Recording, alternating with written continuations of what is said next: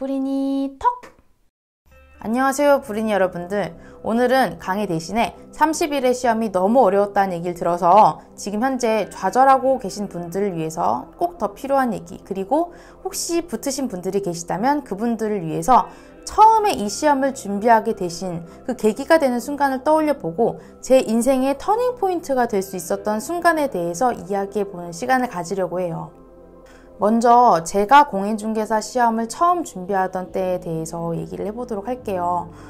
직장을 퇴사하려고 보니까 나름대로는 열심히 살았다고 생각했고 열심히 공부를 안 한 것도 아닌데 그만두려고 하니까 자격증도 하나 없고 제대로 된 기술 하나 없는 거예요.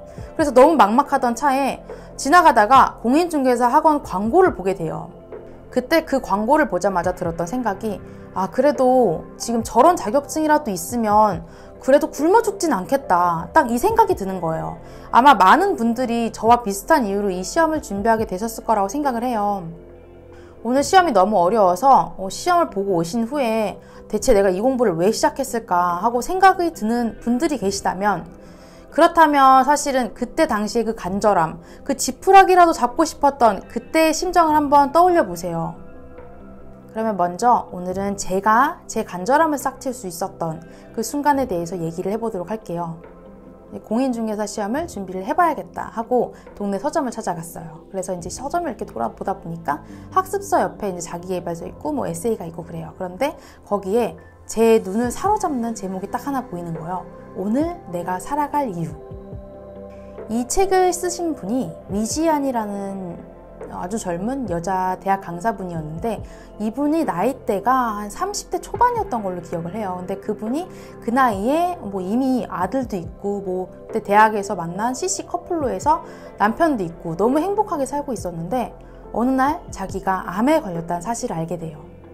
저자가 아무래도 연구 생활을 오래 한 사람이다 보니까 자신이 암에 걸렸다는 사실을 받아들이기가 너무 힘든 거예요. 그래서 어떻게, 내가 왜 암에 걸렸지? 그 암에 걸리게 된 생활 패턴을 조사를 하고, 그리고 자신이 이 삶을 얼마나 소중하게 여기게 됐는지를 떠올리게 돼요. 그러면서 얼마나 아들을 사랑하고 남편을 사랑하는지를 남겨놓은 기록이 블로그에 다 남아있는데, 그녀가 사후에 남편과 그녀의 친구들이 이 책으로 내야겠다, 블로그의 내용을 책으로 내야겠다 해서 출판된 것이 이 책입니다. 제가 이 책을 다 읽는데 3일이 걸렸는데, 책을 읽는 3일 밤 내내 정말 눈물이 멈추지 않는 거예요. 근데 제가 이 여자분이 불쌍해서 온 게 아니에요. 이제 뭘 해야 될지 모르겠다, 우왕좌왕하고 있는 나의 하루가 이 여자분에게는 정말 아들과 함께 하고 싶었던, 너무 끔찍하게도 필요했던 그 하루구나, 그런 생각이 들어서 정말 제 자신을 반성하게 되는 거예요. 수많은 분들이 그런 얘기를 하잖아요.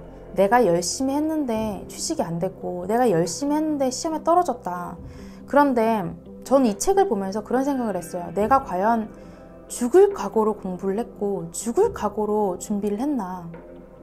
저는 꼭 이 책이 아니더라도 여러분들이 그 시험을 처음 준비를 시작하시던 그 간절한 때의 그 순간, 그 느낌을 다시 한번 생각해 내실 수 있었으면 좋겠어요. 제가 이런 얘기를 왜 드리는가 하면, 사실은 시험에 붙고 나도 정말 힘든 순간들이 굉장히 많이 나타나요.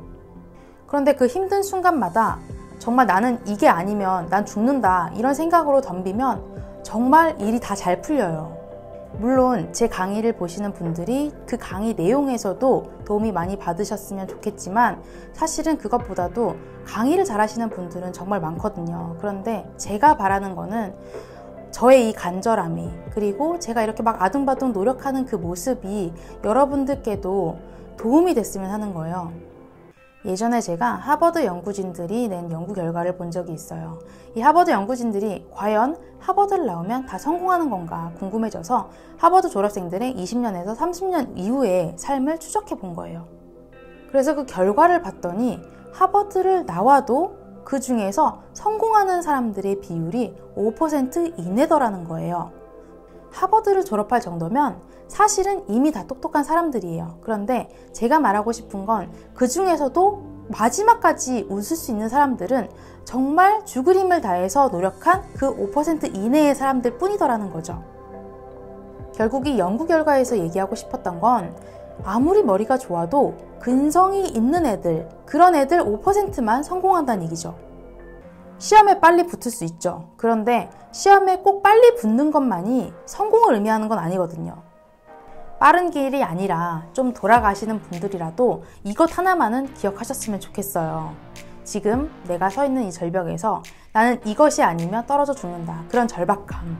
그 절박함만 있으면 1년이든 2년이든 늦게 붙어도 어느 분야에서도 성공할 수 있습니다. 오늘 시험 보신 모든 분들 너무 수고가 많으셨고 다음 주부터는 계속해서 국회법 강의를 진행하도록 하겠습니다. 오늘 제 이야기가 도움이 되셨다면 구독, 좋아요 눌러주시고 다음 주에도 또 열심히 공부해 보도록 할게요.